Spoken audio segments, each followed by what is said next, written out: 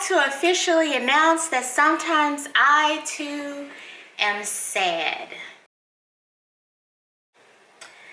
Sometimes I feel things that are not joy. I feel things that are not pure happiness or elation or a number of other synonyms that we can use to describe not feeling sad.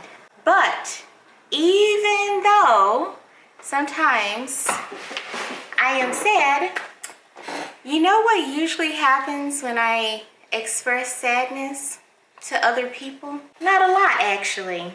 Not a lot at all. Not a lot of like understanding or interest or compassion.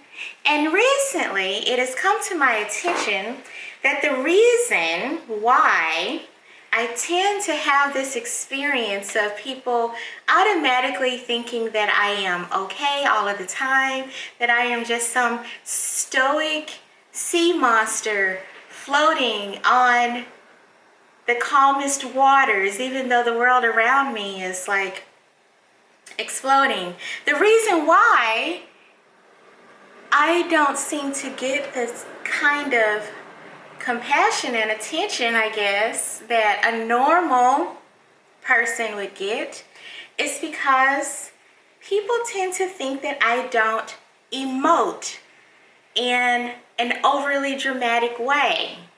And I'm saying overly dramatic, but it's maybe not overly dramatic. People seem to think that I don't emote in a normal way, in a typical way. There's going to be a lot of air quotes in this video, so just hang out with me in my air quotes, okay?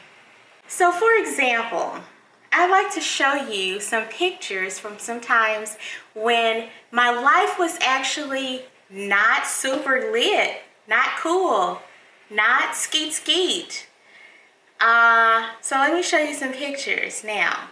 Here's a picture of me feeling happy, just normally a happy person.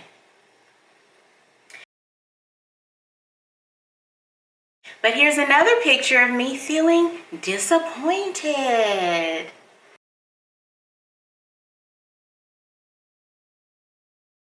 And lastly, here's a picture of me actively thinking about punching someone else right square in the face.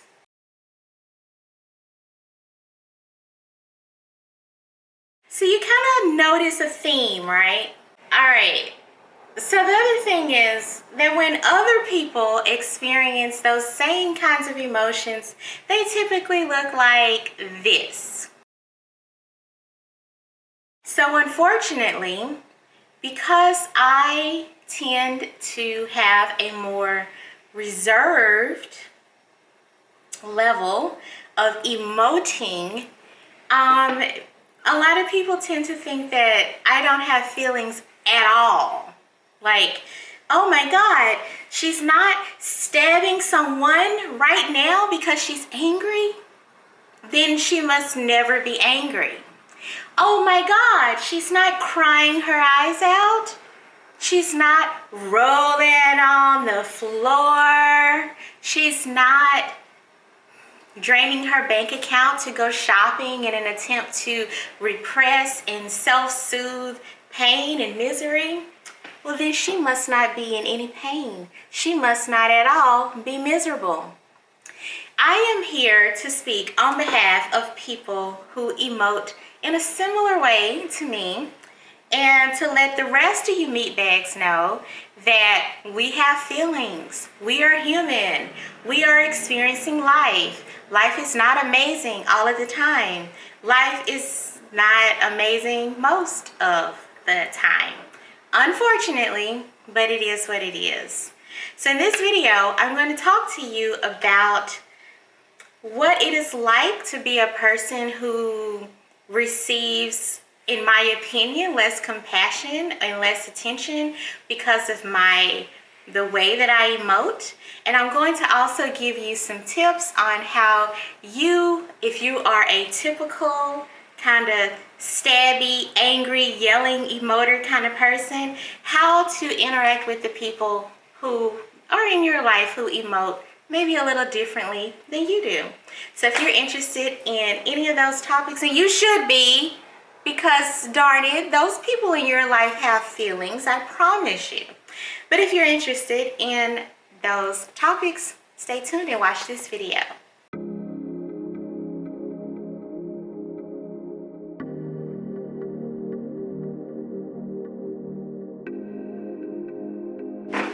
So what does it mean to emote anyway? What does that mean? What is like the definition of that? Let me tell you. Well, I'm going to let the Merriam-Webster's dictionary tell you, not me. We're going to let them tell you. Hopping over to merriam-webster.com, and we're going to look up emote. It is an intransitive verb meaning to give expression to emotion. Let's take a look at those example sentences. He stood on the stage emoting and gesturing wildly. And let's look at this even more important one. Emden said children of color need the right to emote without having their emotions be seen as fundamentally nefarious. I'll talk about that in just a little bit.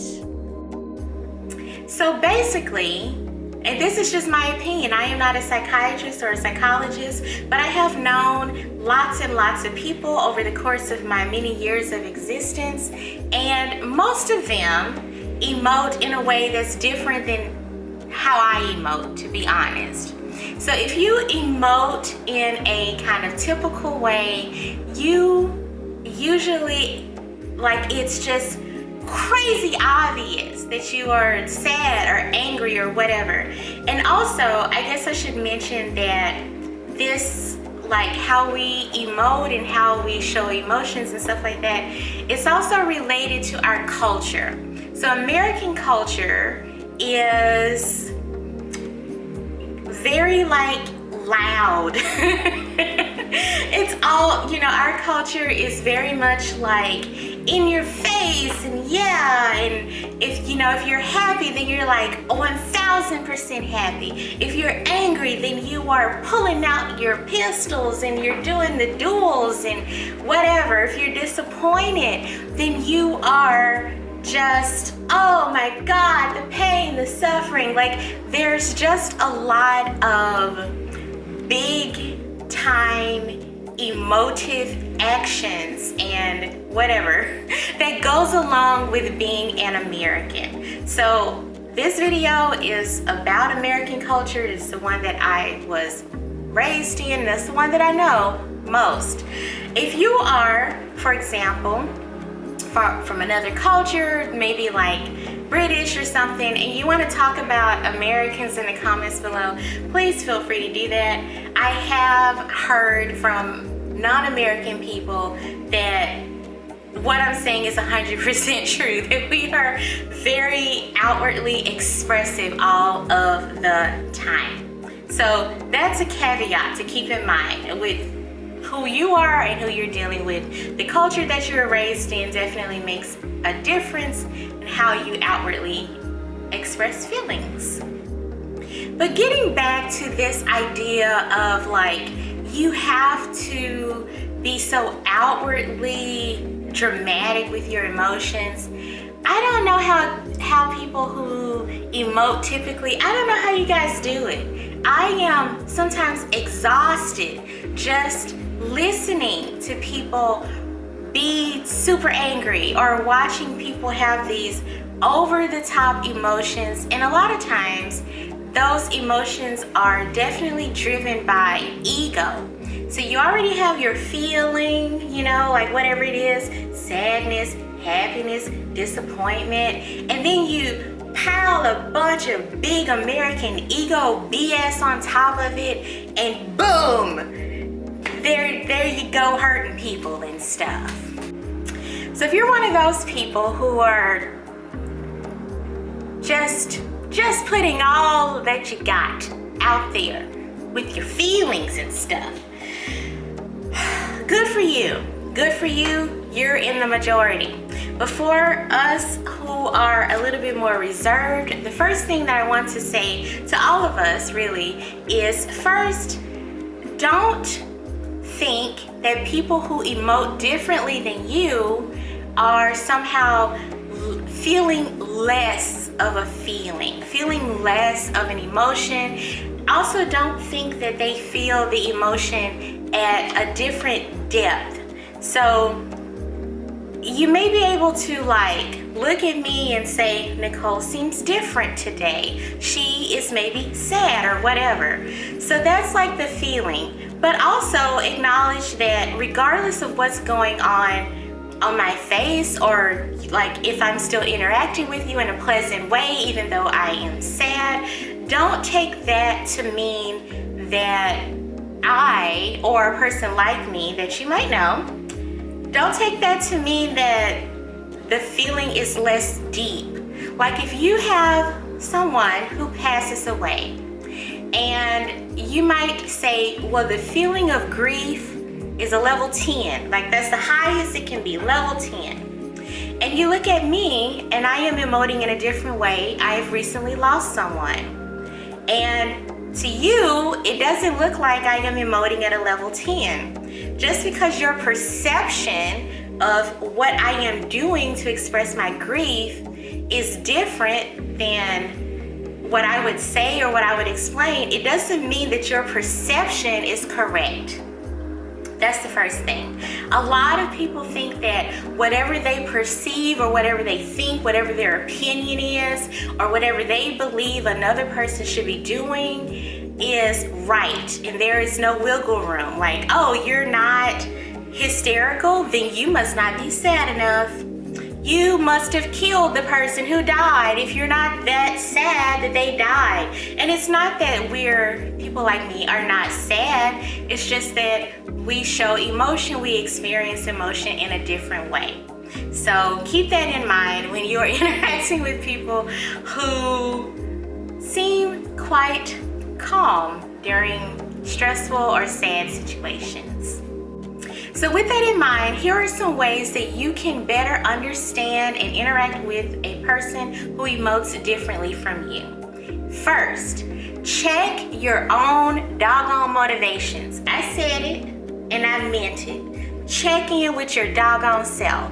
So like I just mentioned before, your perception of what another person is going through is not factual. It's just your perception. It's just your opinion. It doesn't even really make a ton of difference when you are thinking about or interacting with another person. It's just your perception. Get okay with that, all right? Just get okay. So if you have a negative or an untrue, which is probably true, if you have an untrue perception of how another person is emoting, you could be trying to excuse yourself from having a difficult conversation with them or communicating with them, asking them how they're doing, acknowledging your part in whatever made them sad. So for example, let's say that that you're in a partnership and you guys are going through a tough time, or you've broken up or gotten divorced or whatever, or you're thinking about it or whatever. If you say to yourself, well, this person isn't lying on the floor crying, this person isn't calling me all the time or texting me all the time or whatever, and because they're not doing that, then that must mean that they don't care, they're not sad or whatever. If you take that story, because that's all it is, we don't know if it's true or not, especially if you don't talk to the person, but if you take that story and make it into reality in your mind, then you are not going to show compassion or care towards that person. You effectively take a story that may or may not be true and excuse yourself from interacting with them in a humane and nice and kind and compassionate way. So check in with your motivation. Are you doing that because you don't want to have an uncomfortable conversation, because you don't want to inconvenience yourself? Like, check in and see why. Because in my experience, that has been a big reason why people don't reach out to me or don't talk to me or whatever when things are going not so great in my life, because they tell themselves this story that, well, Nicole didn't call me crying and hysterical or whatever, so she must not need me. And common sense would tell you that, duh, if a person is going through a sad time, they need support. It does not matter the level of emotion that they outwardly put out. This is mind-boggling to me. But people do it. It's a common thing or whatever. So the purpose of the video is not for me to judge you, except I am judging you a little bit. But take this as advice. If you have a friend who is a little bit more low-key, something bad happens to them, you can communicate with them and be nice to them and reach out to them, and they will probably loosen up a little bit and talk to you and understand that you care, and you can be a really good friend or a really good partner if you move beyond the story that you told yourself that you don't need to contact them because they don't seem sad enough. The second thing, like I just said, use your doggone common sense. A lot, the human experience is very different for a lot of us, but a lot of it is also very similar. Similar things make us sad, especially. Similar things disappoint us. Similar things can make us happy. But in regards to sadness especially, if someone dies, use your common sense, use your empathy. How would you feel if someone died? How would you feel if another person perceived your grief as lesser than because you were not trying to get into the casket at the funeral? Which, don't do that. That's weird and gross. But do you know what I'm saying? If someone is going through a breakup, they don't call you in hysterics or they don't eat a pint of ice cream, then so what? They're still sad, and they can still use your friendship and your kindness and your love. So yeah, practice empathy. Think about how you would feel if you were in the person's situation and act accordingly. Think about the love and the care that you would want to receive, and then give it to that other person if you're a good friend or a good partner or a good family member. The third thing is kind of like looping back to what I said about culture. So remember that not only is everyone's experiences of grief and all of the emotions, everyone's experience is different, but also everyone's experiences around grief or sadness have been different throughout their lives. So, for example, I am African American, I'm Black, and I am a woman. So within American culture, and maybe in other cultures too, but I don't want to speak about things I don't know, but in American culture, the Black woman has the stereotype of, when we show emotion, big emotions, that's bad. We are not supposed to be very angry, or especially the anger part, but we're not supposed to emote big things, even when big things happen to us. And when we do, we can be stereotyped, we can be put into really negative categories, we can be judged in very negative ways. And so that experience of where a person has been raised or lived or whatever, and the culture that they've been raised and lived in, can also impact the level of emoting that they do. And I speak about that from 100% experience.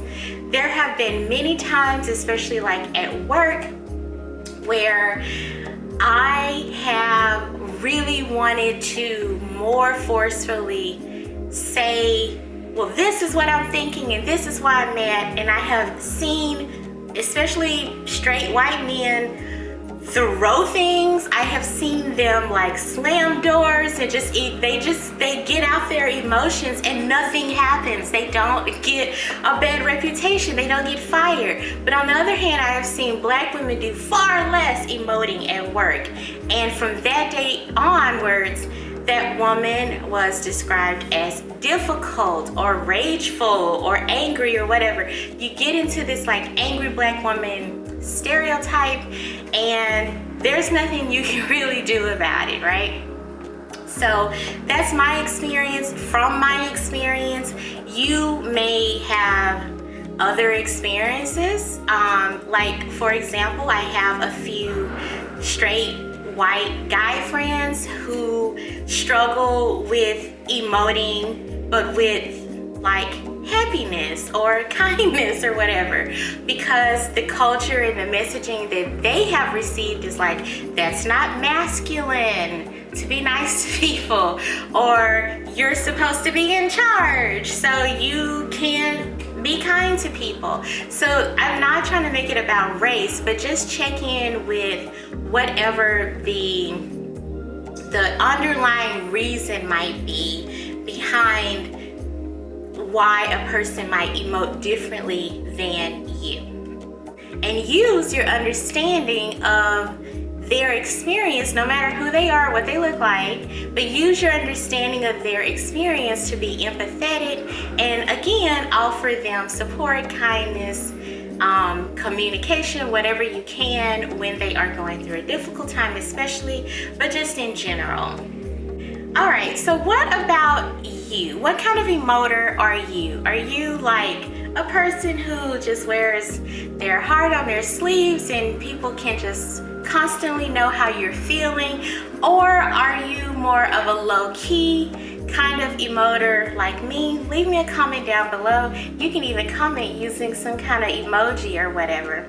And I would love to read about it. I love to hear about other people who have especially some stories about how they were kind of abandoned when they needed help because they didn't know how to open up, or because other people presumed that they were fine. So if you have anything you want to share, leave a comment down below. I would love to hear, or I would love to read your comment.